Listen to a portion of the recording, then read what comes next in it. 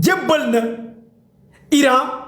lépp luy ay tête nucléaire Corée du Nord dafa jébbal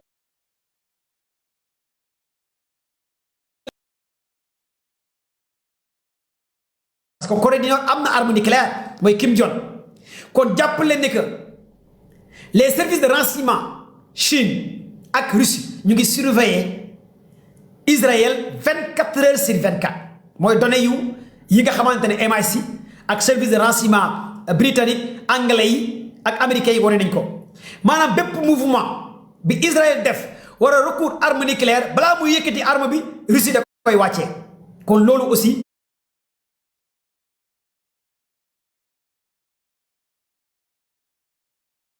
espace li nga xamante ne mooy orbite waa Russie ñu ngi surveiller Israël kon dans ce cas là ragal nañ Israël avant mu koy utiliser Iran dina ko bombarder Iran dina ko utiliser envers Israël moo tax mbiru nucléaire dafa xaw a doy waar trop c'est pas que da nga koy utiliser te kenn du la yëg boo naree laal nucléaire les satellites militaires dañ koy xam les renseignements dañ koy xam parce que toutes les données dañ koo am dañu am benn genre serveur de commande fi nga xamante ne lépp luy données fa lay am les satellites dañuy suivre satellite militaire yi nekk ci kaw jaww ji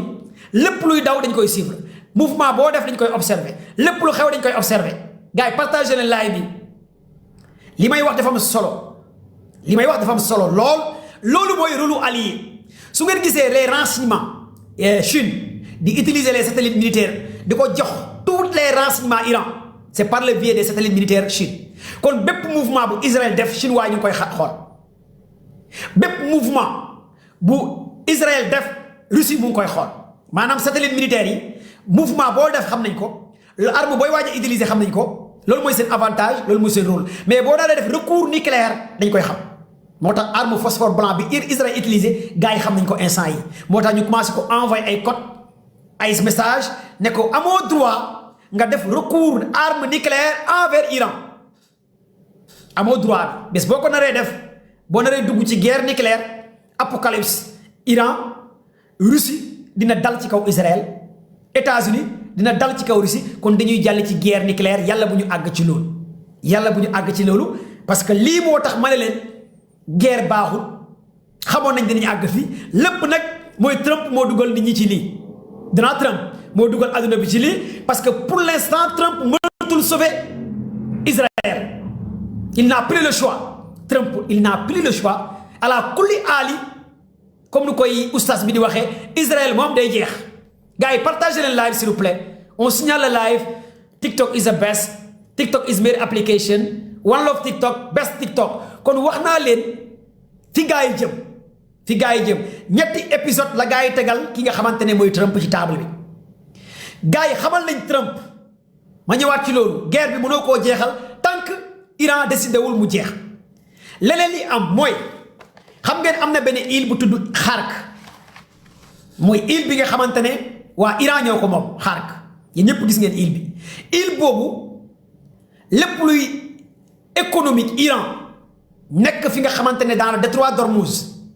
lépp luy doole Iran ci pétrole ci gaz île Xark waa Iran ñoo ko moom c'est lépp fa la nekk mais États-Unis dafa bombardé île boobu tudd Xark am lu mu fa yàq loolu nag dafa coûter cher instant yi américains yi lan moo tax mu coûter cher américains yi ma expliquer leen un peu pour ngeen comprendre dafa am benn base militaire américain bu gën a am doole mooy ambassade États-Unis bu gën a am doole ci Moyen-Orient est-ce que xam ngeen fan la nekk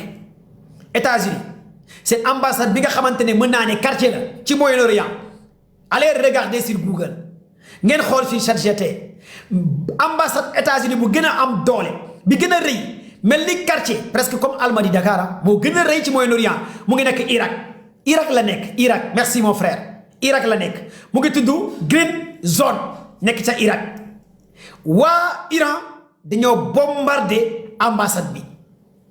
waa Iran dañoo massacré ambassade États-Unis bu tudd Green Zone li fa États-Unis def ci alal kenn xamut nu mu toll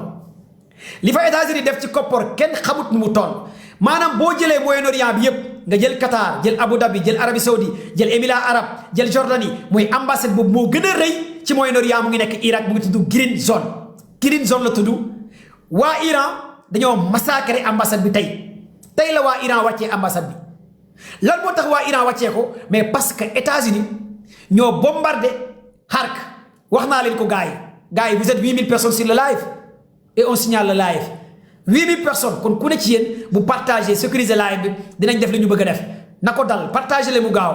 joxe leen cadeau cœur yi fleurs yi ngeen tapoter partager maximum le live merci TikTok kon green zone mooy ambassade États-Unis bu gën a rëy ci Moyen-Orient bi nekk Irak green zone États-Unis lu mu ci def alal kenn xamut nu mu toll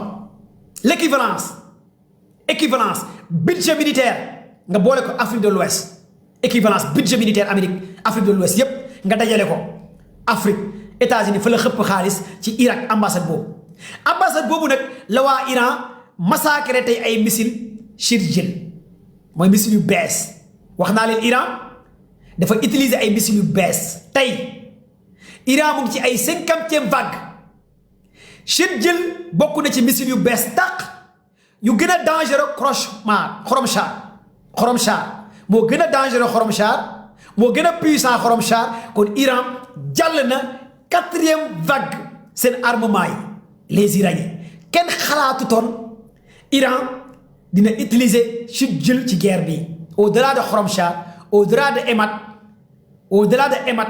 au-delà de Khorramshahr au-delà de Fatah 2 kon Iran utiliser na missile bu tudd Shirjil 1 dafa am Shirjil 1 am Shirjil 2 loolu nag moo tiital instant yii may wax ak yéen les Américains parce que missile Shirjil amul benn système de défense anti-aérienne bu ko mën a téye lu tax ma wax leen ko su ngeen jëlee front de David ak dôme de fer mooy ñaari système de défense anti-aérienne Israël yu gën a dangereux yu gën a baax mooy front de David ak dôme de fer seen missile yu gën a garaaw yi nga xamante ne mooy téye lépp luy nar a dugg Israël wala États-Unis mooy front de David seen système de défense anti-aérienne bi nga xamante ne à 300 kilomètres boo ko naree bombarder Israël da koy téye dôme de fer bi à 400 kilomètres boo naree bombarder Israël da koy téye ces deux systèmes de défense anti-aérienne ñoo gën a puissant lépp lu Israël yor au-delà de le DA mooy THAAD bi au-delà de Araw 1 Araw 2 Araw 3 tout ça ce sont des systèmes de défense anti-aérienne bi Israël yor mais ñaari yi ma leen listel moo gën a dangereux moo gën a sophistiqué moo gën a baax te moom la Israël gën a yaakaar mooy front de David ak li nga xamante ne mooy dôme de fer ñaar yooyu Shirjil mënul téye Shirjil muy benn ñaar yooyu Shirjil da koy pénétrer ñaar yooyu day écraser lépp luy Shirjil mooy dernier missile bi Iran utilisé tey loolu nag moo tax gars yi ragal Israël utiliser arme nucléaire envers Iran parce que instant yi merci Toufa pour les cadeaux les fleurs les cœurs merci gars yi vous êtes 8600 personnes sur le live vous êtes 8600 personnes sur le live les amoureux de la géopolitique de la géostratégie vous êtes là avec moi mes flots mes amis mes frères et sœurs kon gars yi partagez le mu gaaw la live ñu àgg 9000 10 000 pourquoi pas war na mën a nekk war nañ mën a àgg 10 000 tey parce que pare guma information yi ma leen nar a jox ni tàmbalee guma moo tax ma ne leen l'heure est grave moo tax ma ne leen bu kenn xotti joxe guma ndigal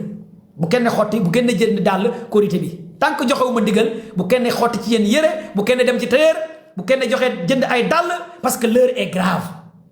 su koy 35 yaa ngi toog di xaar su koy 57 yaa ngi xaar kon lii xaar leen ma ba ma pare ba ma jox leen ndigal léegi nag fii li ngeen war a comprendre lan moo xew ak lan mooy avantage bi ak lan moo tax ma ne leen ki nga xamante ne mooy Ben Netanyahu 99,99% firndeel nañ ne dafa dee moom ak jabaram waaye Israël ak États-Unis confirmé wul dafa dee mais dinaa leen jox ay éléments ay borom xam-xam ngeen déglu ñooñu ngeen comprendre lan moo tax gars yi wane que Ben Netanyahu dafa dee ñaari vidéo yu commencé génn di démentir que Ben Netanyahu deewul dinaa leen expliquer aussi lan moo tax ñaari vidéo yooyu gars yi def recours ci intelligence artificielle te yéen ñëpp xam ngeen intelligence artificielle ce sont les Américains ce sont les Israéliens ñoo ko moom IA américain Israël ñoo ci teg loxo kon ces vidéos yi nga xamante ne wane nañ ko les services de renseignement britanniques allemand anglais ñoom confirmé nañ que avion Ben Netanyahu baa ngi Allemagne mooy avion baa ngi Allemagne loolu la ñu confirmé ils ont confirmé carrément que Ben Netanyahu avion bi mu ngi Allemagne muy benn léegi dama leen di jox xibaar jox leen information gars yi partagé leen mu gaaw pour ngeen comprendre que ne ndax Ben Netanyahu dee na wala deewul pour me continuer information yi mais pour ngeen xam ne que Ben Netanyahu li ma gëm ak li ma jàpp ak information yi ma am ak sama recherche que Ben Netanyahu dafa dee dinaa leen expliquer nag lan moo ci nekk léegi nag jamais au plus grand jamais ñoom ñu nangu ko Ben Netanyahu dee na parce que y avait des vidéos yu ñu enregistré woon avant pendant après bu nekkee dee na parce que li ci gën a am solo mooy ma bëgg ngeen déglu vidéo bii gars yi partagé leen live bi ba tegal leen benn vidéo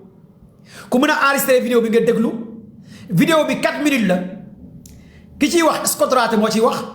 Scott Rather c'est un élément c'est un agent de la CIA liggéey ci renseignement États-Unis am ay données am ay informations mu am 2 à 3 diplômes bind 4 à 5 livres ci wàllu science politique ci géopolitique mu nekk un homme de terrain mu nekk un officier ci renseignement armée américain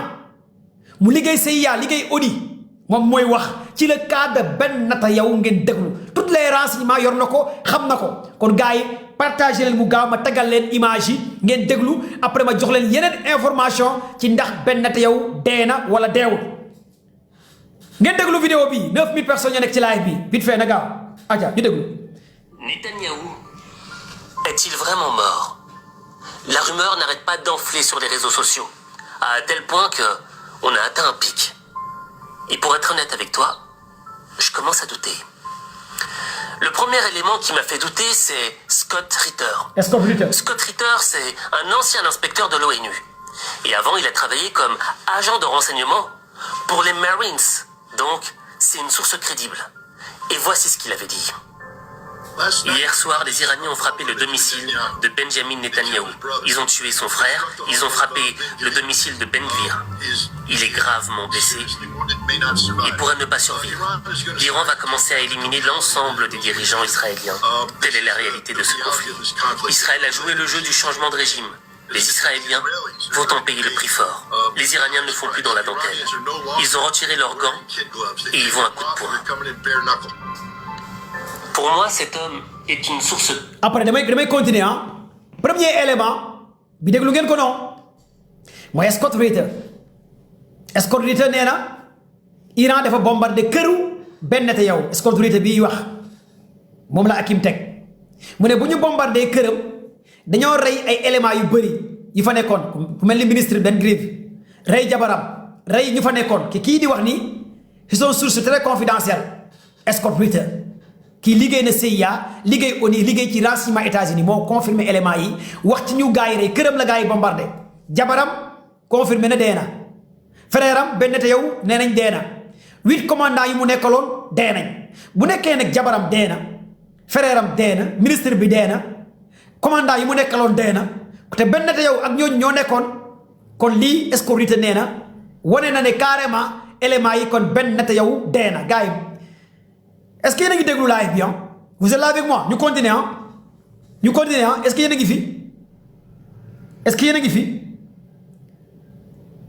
ñu continuer encore li ko firndeel ne c'est bon ñu continuer encore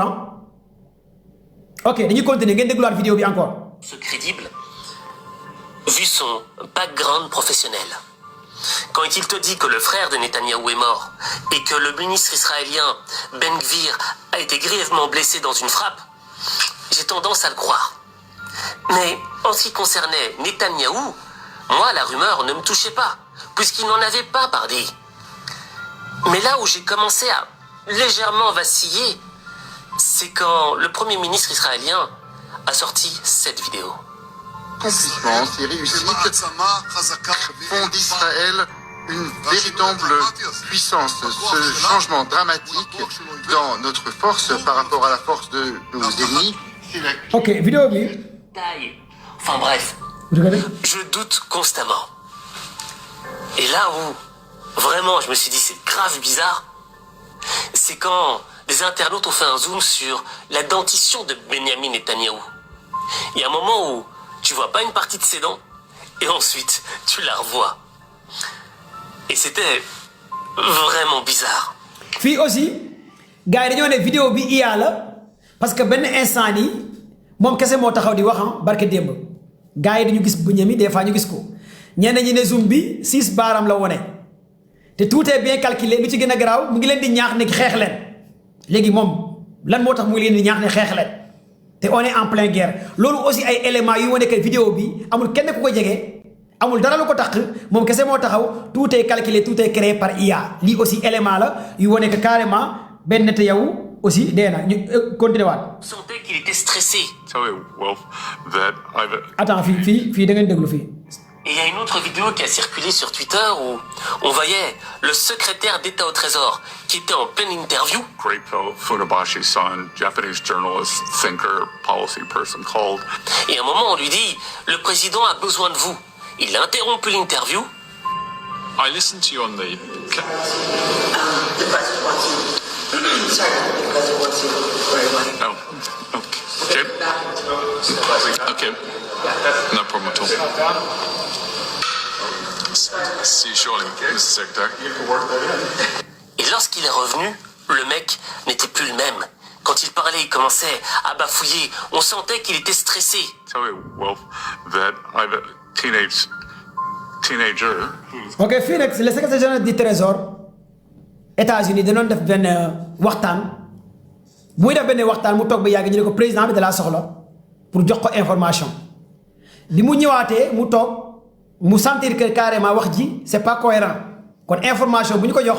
mooy ne que jàpp nañ ne que ñu ko xamal que ne benn Netanyahou dafa dee moo tax moom mu changé waat di wax di lox kon tous ces éléments day wane que carrément ki nga xamante ne mooy benn Netanyahou dafa dee kon loolu ay éléments la yuy wane ne que benn Netanyahou dee na lii yëpp sont des éléments tangibles palpables yuy wane carrément ki nga xamante ne que mooy benn Netanyahou dafa décédé gars yi laay baa ngi wàcc de ñu ngi koy signalé de partagez leen live s'il vous plaît kon loolu yëpp mooy wane que benn Netanyahou mi doon gars yi doon laaj ak lu doon gars yi doon wax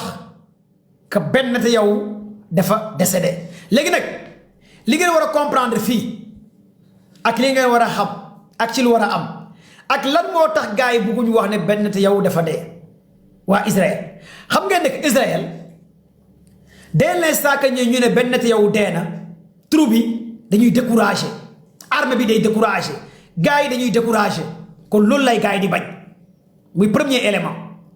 dans ce cas-là morale des troupes li ñu yaakaaroon amul seen soldats yaa ngi commencé de ñu ngi commencé di rey ay nit base militaire américain ñu ngi leen di rey di toroxal gars yi te moom moo leen dugal ci lii kon dès l'instant que ñu rey ko rek c'est fini kon loolu moo tax bëgguñ ne benn Netanyahou dafa décédé pour bañ a décourager loo li nga xamante ne mooy les troupes mais nag xibaar yu génn information yu commencé daw lii wane éléments yi bu ñu demee ku mel ne Scott Reiter génn wax lu mel nii kon jàppale ne 99,99% benn Netanyahou gars yi lekk nañ ko mais nag waa Iran gars yi partagé leen mu gaaw partagé leen mu gaaw waa Iran ki nga xamante ne mooy Ayatollah Mujtaba Khamenei muy doomu guide bi Ali Khamenei moom nee na benn Netanyahou dee benn Netanyahou ñàkk a dee ñoom du tax ñu arrêté seen opération bu ñuy def li nga xamante ne envers Israël ak lii di États-Unis nag waa Iran xamal nañ leen que ne seen 5000 marins yi ngeen nar a indi ci détroit d'Ormuz seen soldats yi ngeen war a utiliser par la voie terrestre ñu ngi leen di xaar dans les plus brefs délais ngeen war a pénétrer li nga xamante ne mooy Iran États-Unis dafa am diversion ak manque de coordination bu commencé am envers armée américaine parce que ñenn ñi d'accorduñ ci alliance bi Trump d'accord pour gars yi envahir détroit d'Ormuz parce que Trump dafa woote ndimbal wax naa leen ko c'est la première fois dans l'histoire des Américains ñu gis président États-Unis ne kaay leen dimbali ma yéen waa Chine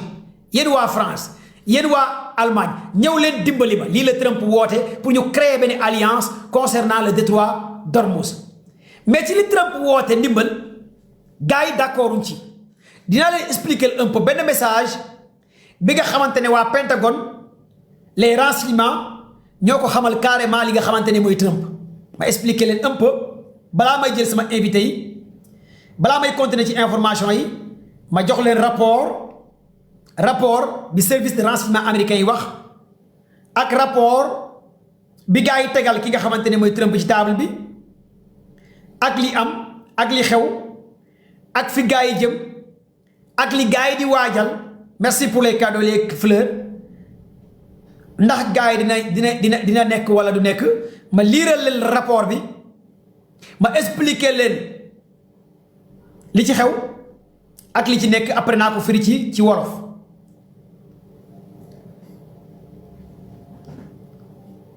léegi fii dañuy commencer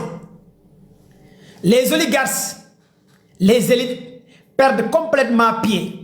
au devant de l'Iran car seulement l'Iran les frappe militairement avec une extrême violence mais détruit également les bases américaines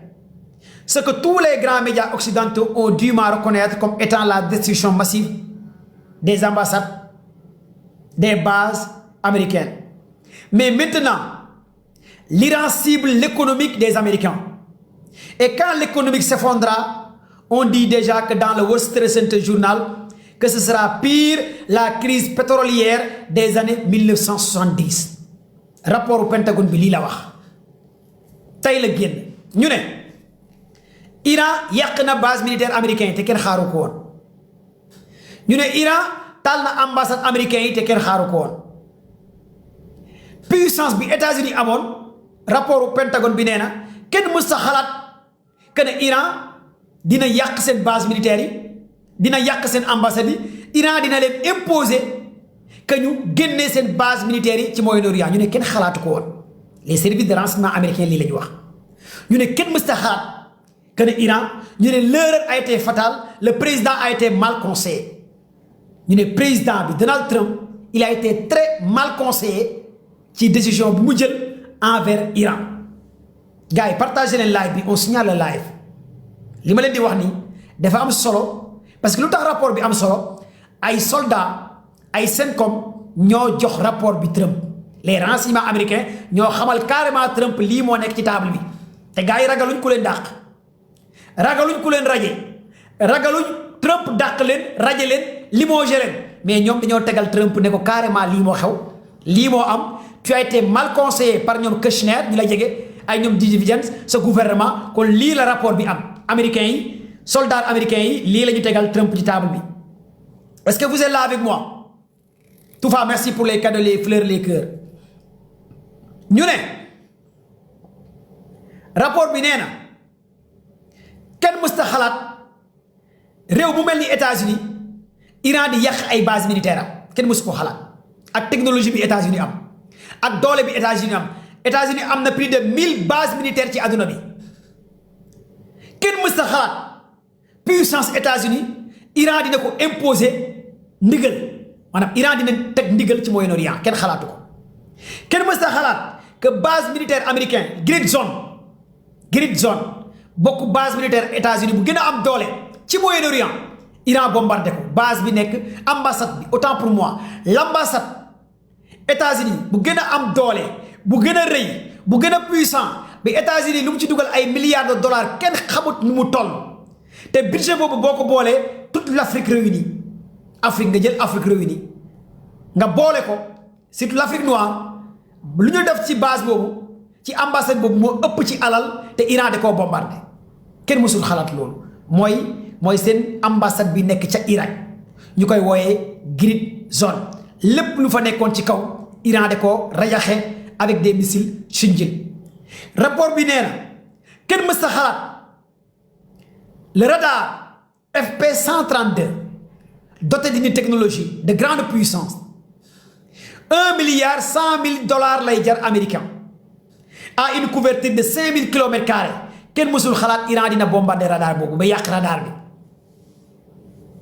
technologie bi radar bi am ak technologie bu radar bi am muy benn ñaareel bi ñu ne mus ñoo xalaat ñoom américains yi que seen système de défense anti-aérienne bi Iran dina ko pénétrer que ça soit le Patriot américain que ça soit le bi nga xamante ne sànq maa ngi leen koy wax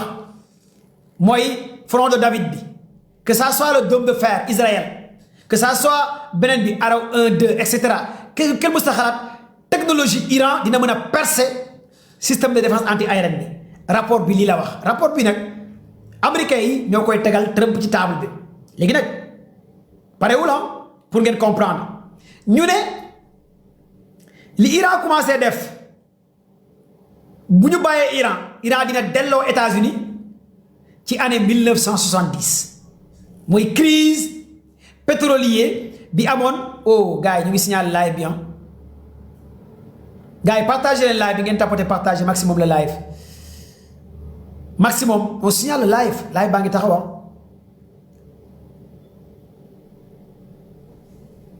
maximum de partage merci la famille merci pour les fleurs les cadeaux les cœurs xam naa li may wax moo leen déranger mais dinaa yeggali rapport bi mais yéen a ciy jàpp de combat ñu ne rapport bi lan la waxaat encore ñu ne et quand l'économie des États-Unis s'effondra on dit déjà dans le Wall Street Journal que sera pire que la crise pétrolière des années 1970 et cela fait que quelques jours que se passera-t-il dans quelques semaines. L'administration de Trump affirme que cela pourrait durer des semaines. Elle a déclaré qu'il continuera aussi longtemps que nécessaire. Donald Trump a dit « Quoique j'en sais en tête que je voudrais mettre fin à cette guerre, elle prendra fin. Mais la fin de cette guerre, ça dépendra de l'avis des Iraniens. » Selon le Pentagone. Madame guerre bi pour mu jeex foog waa Iran d'accord même pour Trump yow boo d'accord te waa Iran d'accorduñ guerre bi du jeex. Des informations font état de frappe contre des installations pétrolières aux Émirats arabes unis. Et maintenant, Bahreïn tire des missiles balistiques sur les ambassades de l'Iran, des États-Unis à Bahreïn. Que va-t-il arriver si les installations pétrolières américaines ont été toutes réduites en néant? Lire le rapport bi wax. Et les Iraniens continuent à détruire les installations pétrolières américaines dans le Moyen-Orient. Quelle serait la position ou la posture des Américains par rapport à ce phénomène? Lan la Américains yi war a joxe ak lan moo war a am gars yi li may wax moo tax gars yi laay baa ngi wàcc de fii nag ñu ne ils ont apporté que dans les îles de Kerch en Irak 15 explosions ont été bombardées par les Américains. Léegi nag Iran dafa continuer di bombarder lépp luy installation li nga xamante ne États-Unis am na ko ci Moyen-Orient ci région bi lii di Iran mu koy continuer di bombarder américains yi nag ñoom xamal nañ carrément te ñetti choix yi nga mën a def pour nga génn ci guerre bi mooy Iran d'accord guerre bi jeex waaye foog nga nangu ci li bëgg-bëgg Iran lii rek courage la kon Trump foog mu nangu bëgg-bëgg Iran bëgg-bëgg Iran mooy lan mooy base américain yi génn ci Moyen-Orient lépp luy soldat américain da ngay génn ci Moyen-Orient. Merci Toufa pour les cadeaux lan mooy Moyen-Orient mooy ba américains yi du ñu nekkati ci Arabie Saoudite américains yi du ñu nekkati ca Irak américains yi du ñu nekkati ca Émirats arabes américains yi du ñu nekkati ca Irak lépp luy seen base day quitté lii la Iran soxla pour mu am jàmm États-Unis bu ko defee dina am jàmm te Pentagone xamal nañ Trump loolu choix la te bu ko defee aussi défaite lay doon envers les Américains Trump nag tontu na gars yi ne bu ko defee défaite lay doon envers li nga xamante ne mooy moom mooy américains yi Trump bu d'accord ci décision bi nga xamante ne moom la gars yi soxla moom la gars yi wax day nekk défaite bu doy waar envers américains yi beneen li gars yi tegal Trump ci table bi mooy soit mu utiliser ay soldats Kurdistan yi ak soldats américains yi dugg par la voie terrestre envers Iran maanaam soldats américains yi dugg Iran par la voie terrestre te loolu aussi xamal nañ ko américains yi bés bu ngeen ko defee États-Unis dina gën a ñàkk ay soldats ay doomam parce que waa Iran ñoo dàq xeexu suuf waa Iran ñoo gën a maîtriser xeex bi waa Iran dinañ rey soldats américains yi. Troisième élément bi nag mooy Trump utiliser arme nucléaire envers Iran par le biais de Israël te loolu bu ko defee Chine ak Russie dinañ dugg ci guerre bi kon lan moo nar a nekk solution États-Unis kon lan moo nar a nekk solution ki nga xamante ne mooy lii di comment dirais-je lii di américains yi ça va être très compliqué envers eux gars yi jox leen cœur vert yi parce que xam naa rapport bi moo tax ñu signalé live bi moo tax Trump moo signalé live bi ak Bennett yow ñaari dee yi ma indi mooy dee Bennett yow ak rapport bi moo tax gars yi di ko signalé kon lii laa leen bëggoon a jox en premier temps comme information léegi nag ma jël sama invité yi bu nekkee Balaka yaa ngi ci live bi nga def si ma jël la bu nekkee aussi